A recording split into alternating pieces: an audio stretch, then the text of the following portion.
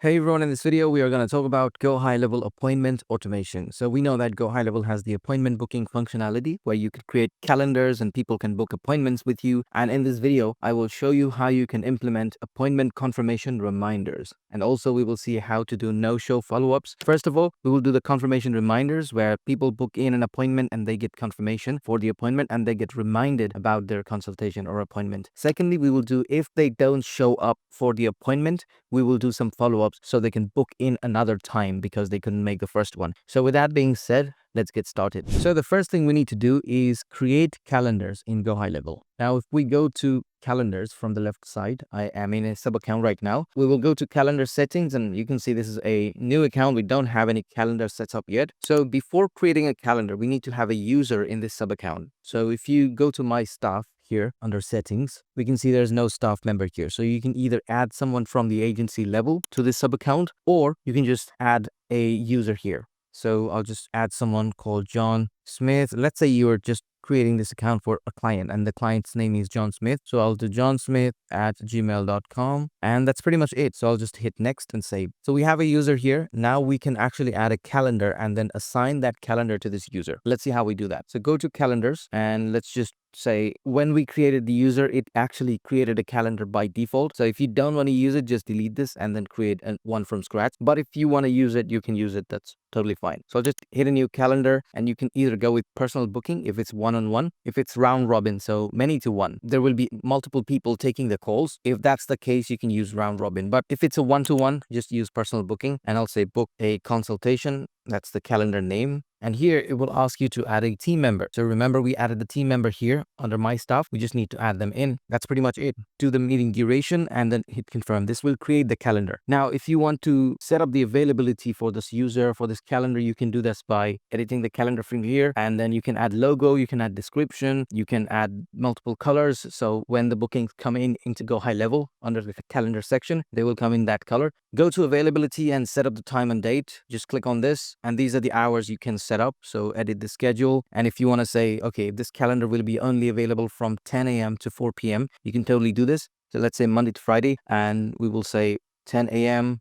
to 4 p.m. like this. And you can just copy it over to the other days. So that's our availability. Save it. And now we will hit save this one as well. So we have set up our availability now. We hit next. It's going to take us to forms and payments. This is where you can just configure what happens when they book their call. They see this message. So you can configure the message that they see once they book the call. You can accept payments as well. So you can look at the calendar settings. Just spend some time and you'll be really familiar with the calendar settings. But what we have to do is under notifications and additional options, we need to turn this off or make sure they are turned off because we are not doing any default notifications because that's what this video is about. I'm going to show you how you can do the confirmation reminders through workflows that are really customized because these are default stuff going out. You can't really edit them. So that's the main problem. So just configure everything and then get out of the calendar. From here, once you create the calendar, you can use it independently. So you can just share calendar, copy the link and then open it in a new tab. Hey everyone, just wanted to take a quick moment to share my school community where if you join, you get to ask me questions about issues you're facing on GoHighLevel Ads Automation AI. You can also be a part of the weekly coaching sessions where I conduct training on many different topics and we do a Q&A session after that. Besides, you get free access to a lot of my courses that I'm not uploading on YouTube anymore. Some of them you can already see on the screen. Also, there are members only discounts. So if you join, you get 50% off on my courses, my snapshots, my funnels, everything. That's pretty much what I want to share. See you on the other side. This will allow you to use the calendar independently. However, if you want to embed this calendar on a website page or a landing page, you can just copy the embed code, put it on the website page, and that's it. You can embed the calendar this way to your website, any of the web pages in your website. Now that we have everything set up, now you can go ahead and set up the workflows to send out the confirmation reminders. So when someone books in a date and time in this one, they start receiving the confirmation reminders. All right, so let's go to GoHighLevel and let's go back from here. Let's go to automation. Now what we will do is create a folder called appointment automation. I'd like to keep my workflows organized here. So we have a folder here where we will just create workflow. Let's just start from scratch because there are templates. I don't want to show the templates in this video because I just wanted to show you how the workflows really work for appointment automations. So we'll say appointment confirmation and reminder. So let's say this is our first workflow. We will name it number 1. Now the trigger for the workflow will be when someone books an appointment and the appointment is confirmed. So I will say appointment status and we will select filters and say appointment status is confirmed. and we will select the calendar as well, book a consultation. This is the calendar we just created. This workflow will only be exclusive to this calendar. And just when the appointment is confirmed, this workflow will kick in and then send the confirmation reminder. So that's our trigger for this. We can actually switch to the advanced builder. And if you don't know how to switch to the advanced builder, just go to your lab under agency level settings. Now there you will see an option to turn on the advanced workflow builder. We will put it like this here. So this is our trigger. This basically activates the workflow for someone. Now the first thing we need to do is hit this, and we will just do email. So this email is actually going out to the person who booked the appointment. This is the confirmation. This is the first thing that happens in the workflow. From name can be company X, because this is the business name that's going out from, info@companyx.com. Let's just say this is the email and say appointment confirmation with company X. So this is subject line of the confirmation email. And I will say, hi, contact first name. So this part will be replaced by the name of the contact who booked the appointment. Thank you for booking an appointment with us. Your appointment is confirmed for, and we will hit custom values again, and then get out of this, go to appointment and say start date time. So this will be replaced by the date and time that this person booked the appointment for. We look forward to seeing you. Now, if you want to put any Zoom link or Meet link, or if you want to dynamically generate Zoom or Meet link, there are videos on my channel. You can go ahead and watch those for Zoom and Meet integration, and then how to generate dynamic links. But if you want to put any static Zoom meeting link, like your personal meeting link here, you can do this by here is the meeting link, and then put the link here directly. Now, if you want to put any rescheduling link or cancellation link, like if you need to cancel the call, click here. Now you can actually get the cancellation link by clicking on this appointment cancellation link. So just copy this, and you can just hover over here and do hyperlink. So we will just click on add link and put the URL here. Same window or new window, doesn't really matter. But if they have to cancel, they click on this now, and they will be able to cancel the appointment. If you need to reschedule, click here. So similarly, we can add a rescheduling link as well. So click on this, and then that's the one. Just click on this, copy this, and put it as a link in the click here text. That's our email confirmation. So this is our email confirmation that goes out to the person who booked. Now we want to receive a notification that someone booked an appointment with us. For that, we will use the send internal notification action. So send internal notification it is. Let's just say we want to receive an email. Same thing, from name company X. Now to user type, who's this going out to? This notification is actually going out to, let's say, a custom email. You can actually send it to specific users. You can say particular user and then add John Smith here. John Smith is the user we added in the beginning of this video. But if you don't want to do that, if you just want to send it to a custom email, that's totally fine. I'll just send it to one of my emails like this. New appointment booked, and I will say hi, new appointment booked by name, email, phone number, and then date, time will also be there. So the name will be custom values contact full name. Email will be custom values contact email. Phone number will be custom values contact phone. And the date and time will be not under contact. So we need to go back and then go to appointment, start date time. Best regards, company X. That's a notification that's going out to us or whoever they have the appointment with. So in this case, let's say I'm receiving the appointments. That's why I got the notification. So we have the internal notification here. Now what we can do is just hit this and then do a wait. So we will say wait, not for a time delay. We will say event appointment time. So change time delay to event appointment time and say when. So we will say before 1 day. So wait until 1 day before appointment. So again, wait for event appointment time, and we'll say when before 1 day. So it will wait until it's 1 day before the appointment. Now we will just copy this action from here and paste it here. Just say paste. That's it. And now we will just hit connect with this one. So we just copied the confirmation email. We just need to tweak it a bit. So this email is called email reminder. So we will say just a soft reminder about our tomorrow at, and then you can just remove that. Now we can just do appointment start time only because we're saying tomorrow. So no need to mention the dates. We'll just mention the time. That's it. Everything else remains the same. So this is an email reminder. Similarly, it's waiting until 1 day before the appointment. What we can do is sending an email and also send an SMS. So we can send an SMS as well. Hi, contact first name, just a reminder about our appointment tomorrow at appointment start time. Looking forward to seeing you.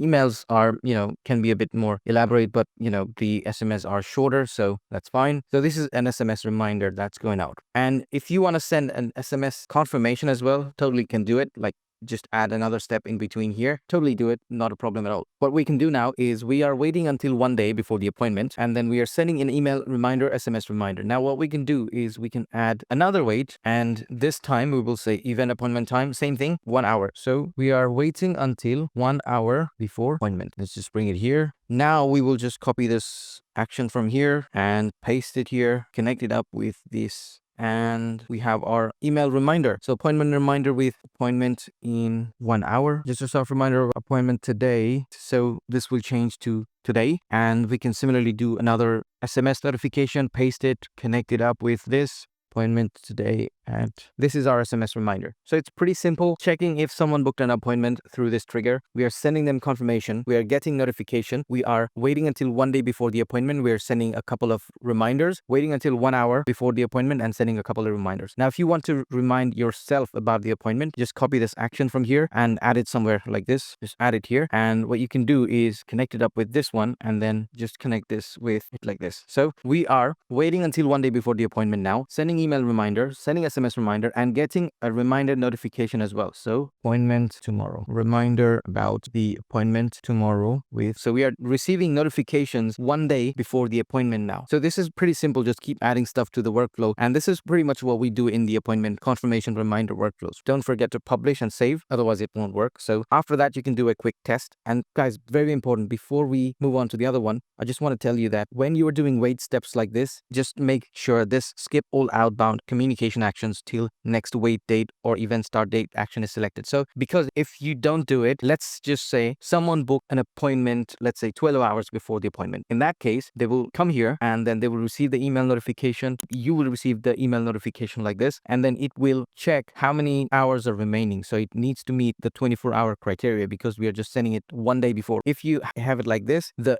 email reminder 24 hours before won't go out. So they book 12 hours before.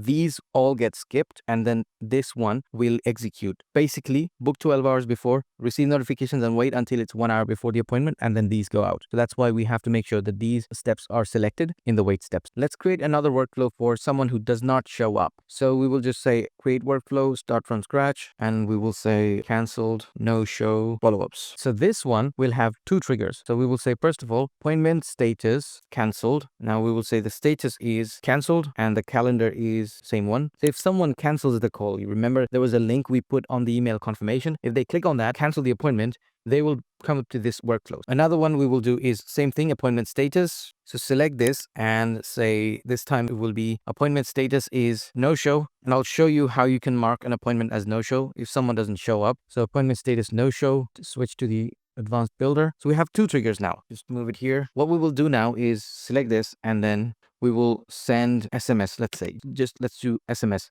Hi, contact first name. Sorry, you couldn't make it for the appointment today. Here is the link to book another time. And then just share the link. In my case, I'll just share the direct calendar link here. This is an SMS that goes out once you mark someone as no show or if someone cancels the appointment. We can actually add another action called wait. So we will just add a simple wait for, let's just say 1 hour. We are waiting 1 hour and then sending the SMS saying that, sorry, you couldn't make it for the appointment today. Here's another link for booking another time. So then we will wait for 1 day. Then just copy this, paste it here and connect these up. Just checking to see if you had a chance to book another time. So this is the link. So this is SMS 2. So we sent an SMS once they canceled or they were a no-show. And then we waited 1 day and then did another one. Similarly, you can keep adding stuff to it like SMS 3, 4, and you can keep adding emails in between as well. So wait, email, SMS, and then wait, email, SMS. You can do that as well.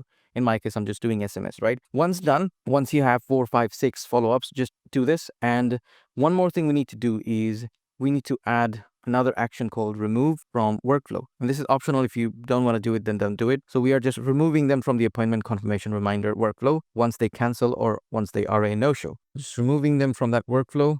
And we are adding it to this. Once they cancel or once they are a no-show, you remove them from the appointment confirmation reminder, wait, and then start following up. Similarly, let's say they were a no-show or they canceled and then they got one of our messages, they booked another time. What you need to do is for that use case, you need to also remove them from this workflow. So I'll just do this. Go to the confirmation reminder one and then go to actions menu and use remove from workflow. And let's say another workflow, just remove them from the canceled or no-show follow-up. Connect it up, this one also, and just do this. We are removing them from the cancellation no-show follow-ups in case they book another time. So that's just staying on the safe side. And now let me show you if someone books an appointment. Let's just say I make a test appointment here. Let's just say John Doe, and let's just add another number here. So I'm just doing a test appointment. And once someone book in a date and time, you'll see it under calendar. So just select the calendar here. You'll see the appointment coming in like this. So if this person does not show up, what you can do is just go here and then mark it as a no-show if this person doesn't show up.